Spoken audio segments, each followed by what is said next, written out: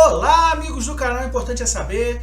É com prazer que eu estou voltando aqui para fazer mais um vídeo para vocês. Dessa vez retornando à playlist de livros, dessa vez retornando ao tema que foi notícia no nosso último vídeo, no nosso dueto com o canal Democracia Brasileira. Então, como não poderia deixar de ser, gente, hoje eu vou falar de um livro que traz um pouquinho de parte da história de Cuba, de parte da história da humanidade. Ficaram curiosos? Mais detalhes? Espera um pouquinho, vamos rodar a vinheta e na volta, novidades.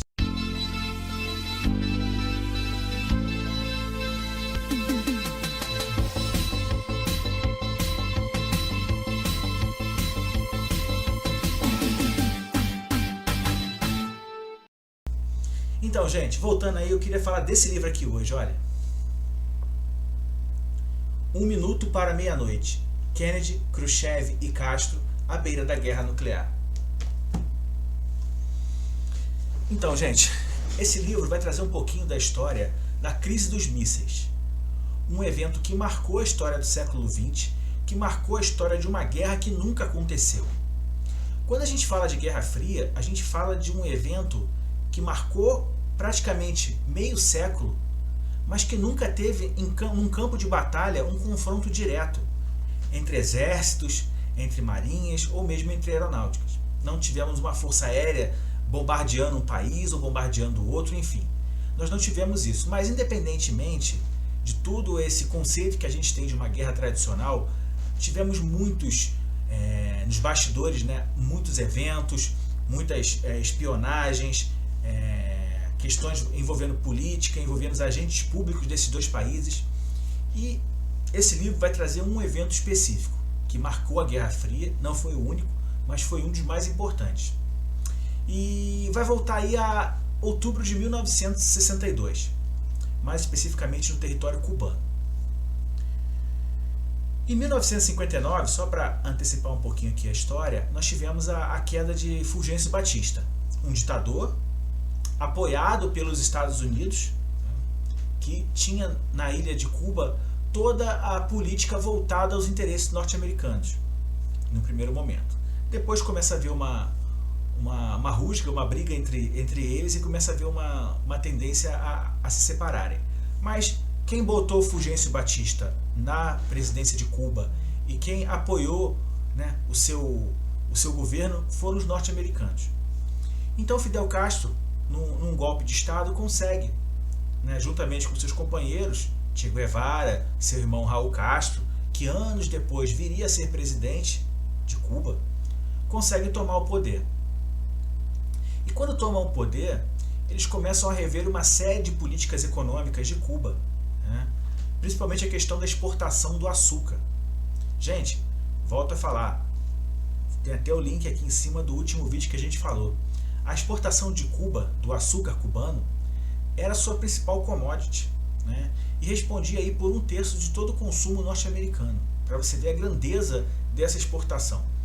E não custa lembrar que Cuba está muito próxima dos Estados Unidos, é uma ilha que fica ali muito perto, então tinha toda uma questão logística que facilitava essa importação, a questão de muitas empresas norte-americanas já estarem atuando no território cubano. Então a política de Fidel, juntamente com seus aliados, começa a arranhar essa relação, a mudar um conceito histórico, de Cuba estar sempre vinculado aos Estados Unidos desde a sua independência em 1898. Então, assim, há uma cisão. E, conforme eu já falei até no outro vídeo, na política, assim como no futebol, não tem espaço vazio.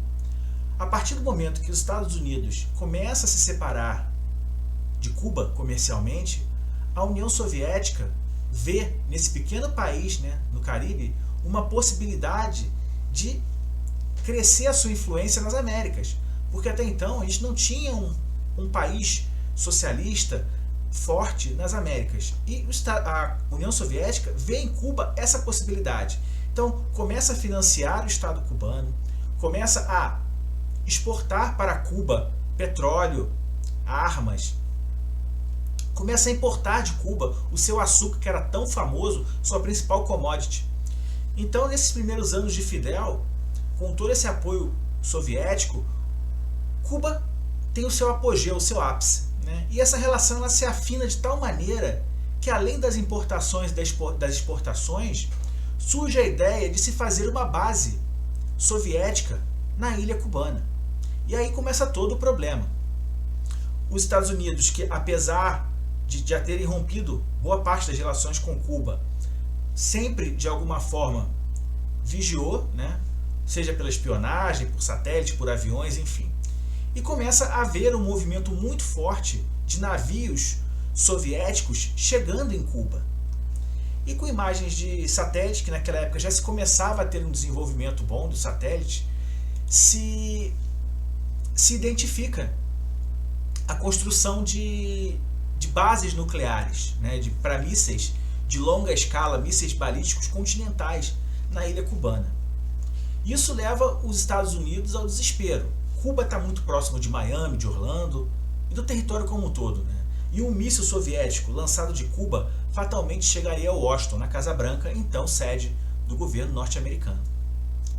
Então, se cria todo um clamor social nos Estados Unidos, a ponto de, no dia 22 de outubro, o presidente norte-americano, John Kennedy, ir em rede nacional de TV, falar dessas bases, falar dessa ameaça de guerra que se surgia dia após dia entre os Estados Unidos e Cuba, o que por consequência levaria a União Soviética junto. A União Soviética não iria dar de mão beijada todas as suas bases, os seus mísseis, que já se encontravam em território cubano. É óbvio que os soldados soviéticos iriam reagir, gerando um conflito armado, um conflito seríssimo, não só para os Estados Unidos, para Cuba ou para a União Soviética, um conflito para o planeta Terra, já que a gente está falando de armas nucleares de longo alcance. Toda a questão ela se desenrola. O autor desse livro é um jornalista norte-americano que teve acesso a documentos do governo. Tem detalhes, ele conta numa escala cronológica tudo o que vai acontecendo, item a item. É muito minucioso, é muito descritivo o que ele fala e é muito interessante. Eu recomendo demais. E tudo vai se desenrolando favoravelmente para a humanidade, né? E essa guerra que quase aconteceu chega ao fim no dia 28 de outubro de 1962, com um acordo firmado aí entre a União Soviética e entre os Estados Unidos, que acabaram criando um canal de comunicação. Canal esse que ficou muito fragilizado desde o final da Segunda Guerra Mundial. Quando a gente tem a criação de uma área de abrangência soviética na Europa Oriental, temos a questão da abrangência norte-americana e da sua cultura na Europa Ocidental, ou seja, há uma cisão. E esse evento ele vai ajudar muito a evitar que uma guerra futuramente pudesse vir a acontecer. Óbvio que tiveram problemas depois, algumas coisas aconteceram, mas efetivamente essa negociação e esse clamor pela paz fez com que não tivéssemos uma guerra efetiva, né? Uma terceira guerra mundial que poderia ser a última, já que a planeta Terra poderia ter acabado. Então, assim, é muito interessante. E o que eu destaco também, até já falei também no outro vídeo que eu faço de Cuba, a questão de tanto Nikita Khrushchev quanto John Kennedy já terem conhecido o horror da guerra. Eu acho que isso favoreceu muito aos países, favoreceu muito ao final sadio desse confronto que quase aconteceu. O medo de uma nova guerra, para quem já passou por aquilo, é muito forte e não quer que se repita, tá bom, gente? Mas é isso. Recomendo demais o livro, 1 Minuto para Meia-Noite. Ele tem aí na estante virtual, em vários sebos. Acho que ainda tem novos para comprar também. É muito bom. Quem quer saber um pouquinho da crise dos mísseis de 1962, é a recomendação do canal, é importante saber. No mais, só tenho a agradecer a todo mundo que acompanha esse canal. Já somos mais de 1.530 inscritos. Gente, muito obrigado mesmo. E peço, para quem não é inscrito, se inscreve. Vai lá, clica lá para se inscrever, ativa o sininho de notificações. Sempre que chegar um vídeo novo, você vai receber a notificação. E deixar o like no vídeo, porque esse like ajuda muito a gente ao YouTube poder divulgar os nossos vídeos para outras pessoas que ainda não conhecem o canal, né? Então esse é o grande pedido que eu faço para vocês. E no mais, só tenho a agradecer e mais uma vez eu falo para vocês, gente, juntos sempre somos mais fortes. E o importante é saber. Obrigado e até o próximo vídeo. Tchau!